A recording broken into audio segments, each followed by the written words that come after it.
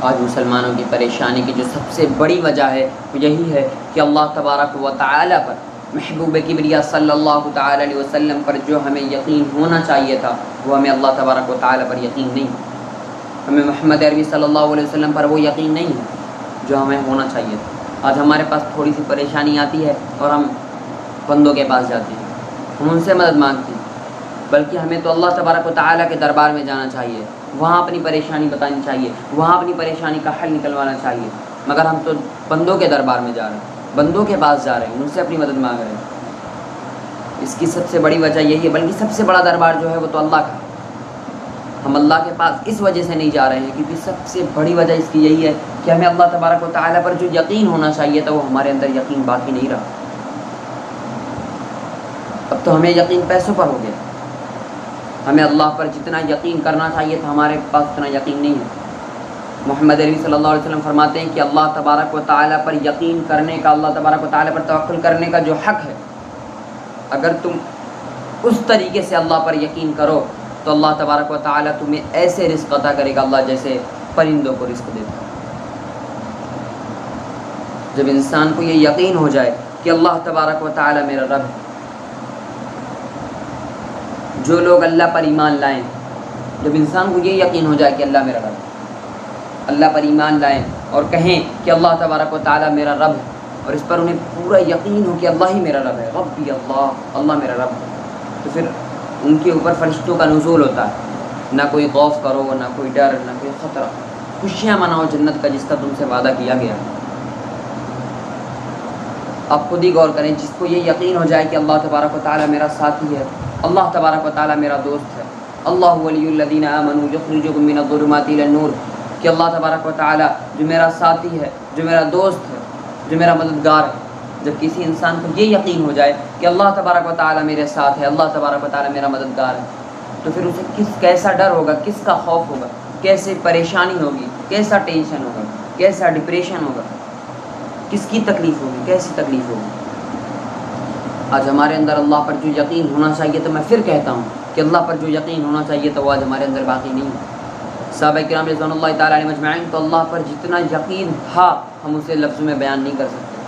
ایک صحابی رسول صلی اللہ علیہ وسلم ہے، غزوہ بدر کے اندر دامن کے اندر کھجوریں لی ہوئی کھا رہے ہیں، محبوب کبریا صلی اللہ علیہ وسلم کے پاس گئے، یا رسول اللہ صلی اللہ علیہ وسلم اگر میں جنگ میں جاؤں اور شہید کر دیا جاؤں تو کیا میں جنت میں جاؤں گا؟ آپ نے فرمایا ہاں جنت میں جاؤ گے۔ بس اتنا کہنا تھا کہ کھجوریں دامن سے گرا دی، اور کہا کہ کون اتنی دیر لگائے جا کر جنت میں کھجوریں کھائیں گے، اس کے بعد چلے گئے جنگ میں اور شہید ہو گئے۔ مگر اللہ پر ایمان تھا، اور وہی آج ہمارے اندر نہیں ہے۔ سب سے بڑی چیز جو ہے وہ یہی ہے کہ ایمان کیا ہے۔ جب کوئی پریشانی ہو، جب کوئی راستہ نہ ہو، تمہیں آگے اپنے راستے میں بالکل اندھیرا دکھ رہا ہو، اس وقت اللہ پر یقین ہو کہ اللہ تبارک و تعالیٰ میرے ساتھ ہے، اللہ تبارک و تعالیٰ مدد کرنے والا ہے، یہ ایمان ہے۔ اور جب تمہارے پاس پیسے ہوں، جب جیب میں پیسے آ گئے، تب تمہیں اطمینان ہو رہا ہے، تب تمہارا ایمان بہت کمزور ہے، تمہارا ایمان اللہ پر نہیں ہے، تمہارا ایمان تو ذریعات پر ہے، تمہارا ایمان تو وسائل پر ہے۔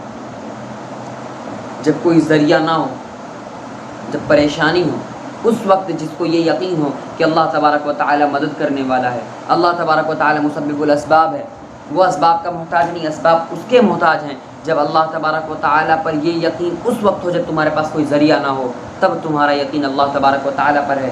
اور تمہارا یقین اگر اس وقت اللہ پر نہ ہو تو تمہارا یقین پیسے پر ہے، تمہارا یقین ذریعات پر ہے، تمہارا یقین اسباب پر ہے، تمہارا یقین وسائل پر ہے۔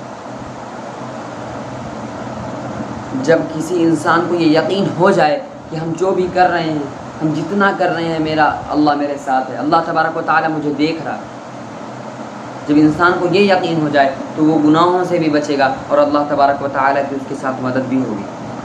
اور ہم تو انسان کے اوپر بھروسہ کرتے ہیں، انسان سے جا کے مدد مانگتے ہیں، بلکہ انسان کے بس میں کچھ نہیں ہے، انسان کچھ نہیں کر سکتا۔ محبوب کبریا صلی اللہ علیہ وسلم نے جوان صحابہ کو یہ تلقین بھی کی ہے کہ ساری انسانیت مل کر اگر تمہیں نفع پہنچانا چاہے نہیں پہنچا سکتی اگر اللہ نہ چاہے، اور ساری انسانیت مل کر اگر تمہیں دکھ پہنچانا چاہے، تمہیں پریشانی پہنچانا چاہے، تمہیں تکلیف پہنچانا چاہے، نہیں پہنچا سکتی جب تک اللہ نہ پہنچائے۔ حضرت عبداللہ ابن مسعود رضی اللہ تعالیٰ عنہ کی صرف بیٹیاں تھیں، کوئی بیٹے نہیں۔ آپ کے وصال کا وقت قریب آیا، حضرت عثمان غنی رضی اللہ تعالیٰ عنہ کے دور خلافت آپ سے کہا گیا کہ آپ کا وصال کا وقت قریب آ گیا، ظاہر ہے آپ کے صرف بیٹیاں ہیں، بیٹے نہیں ہیں، تو آپ چاہیں تو کچھ پیسے مقرر کر دیں جو آپ کی بیٹیوں کو ملتے رہیں، تو آپ نے انکار کر دیا نہیں چاہیے۔ تو آپ سے پوچھا گیا کہ کیوں نہیں، آپ کے جب ظاہر سی بات ہے آپ کے صرف بیٹیاں ہیں، آپ کے انتقال کے بعد کیا ہوگا، کیسے گزارا ہوگا؟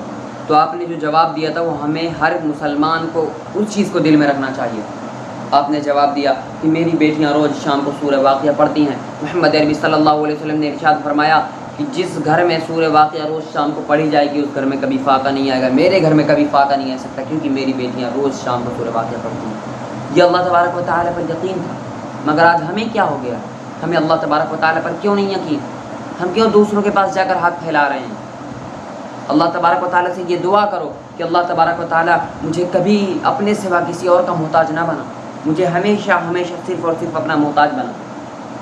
ہمیں اس چیز پر کیوں نہیں یقین؟ وَمَن يَتَّقِ اللَّهَ يَجْعَل لَّهُ مَخْرَجًا پر ہمیں کیوں نہیں یقین؟ وَيَرْزُقْهُ مِنْ حَيْثُ لَا يَحْتَسِبُ وَتَوَكَّلْ عَلَى اللَّهِ فَهُوَ حَسْبُهُ پر ہمیں کیوں نہیں یقین؟ ہمیں اس پر کیوں نہیں توکل؟ إِنَّ اللَّهَ يُحِبُّ الصَّابِرِينَ پر ہمیں کیوں نہیں یقین؟ إِنَّ اللَّهَ يُحِبُّ الْمُتَوَكِّلِينَ پر ہمیں کیوں نہیں یقین؟ ہم کیوں اللہ کو بھول گئے؟ ہم نے کیوں اللہ تبارک و تعالیٰ سے اپنا رشتہ توڑ لیا؟ اس کی سب سے بڑی وجہ یہی ہے کہ اللہ تبارک و تعالیٰ کی بھیجے ہوئے کیمیائی نسخے کو ہم نے اپنی زندگیوں سے دور کر دیا۔ اللہ تبارک و تعالیٰ نے ہمیں دنیا و آخرت میں کامیاب ہونے کے لیے نسخہ دیا تھا، ہم نے اس نسخے کو اپنی زندگی سے نکال دیا۔ ہم نے اس معجزے کو، اس قرآن کریم کو، اس معتبر کتاب کو گنڈوں کی، تعویذوں کی کتابیں سمجھ کے رکھ لی۔ ہمیں اللہ تبارک و تعالیٰ پر بھروسہ اسی وجہ سے نہیں ہے کیونکہ ہم نے اللہ تبارک و تعالیٰ کی تعلیمات کو چھوڑ دیا، ہم نے قرآن کی تعلیمات کو چھوڑ دیا۔ قرآن کو ہمیں دستور زندگی بنانا تھا، ہم نے اسے طاقوں پر سجا کر رکھ دیا۔ یہ ہماری سب سے بڑی پریشانی ہے، یہ ہماری سب سے بڑی کمزوری ہے کہ اللہ تبارک و تعالیٰ نے ہمیں جب یہ طریقہ بتایا کہ تمہیں کس طریقے سے دنیا میں رہنا ہے، تمہیں کیا کرنا ہے، کس چیز سے بچنا ہے، کیا نہیں کرنا، ہم نے اس چیز کو چھوڑ دیا۔ ہم اللہ کو بھول گئے، ہمیں اللہ پر یقین نہیں، قرآن کو دستور زندگی نہیں بنایا۔ ہم کامیاب، میرے دوستوں، ہم کامیاب اسی وقت ہو سکتے ہیں جب ہم اللہ تبارک و تعالیٰ کی دی ہوئی کتاب قرآن کریم کو اپنی زندگیوں میں لائیں، قرآن کریم کو دستور زندگی بنائیں، قرآن کریم کو اپنی زندگی کا حصہ بنائیں، ہم اسی وقت کامیاب ہو سکتے ہیں۔ اللہ تبارک و تعالیٰ سے دعا ہے کہ اللہ تبارک و تعالیٰ ہم سب کو کہنے سننے سے زیادہ عمل کی توفیق عطا فرمائے۔ وآخر دعوانا الحمد للہ رب العالمین۔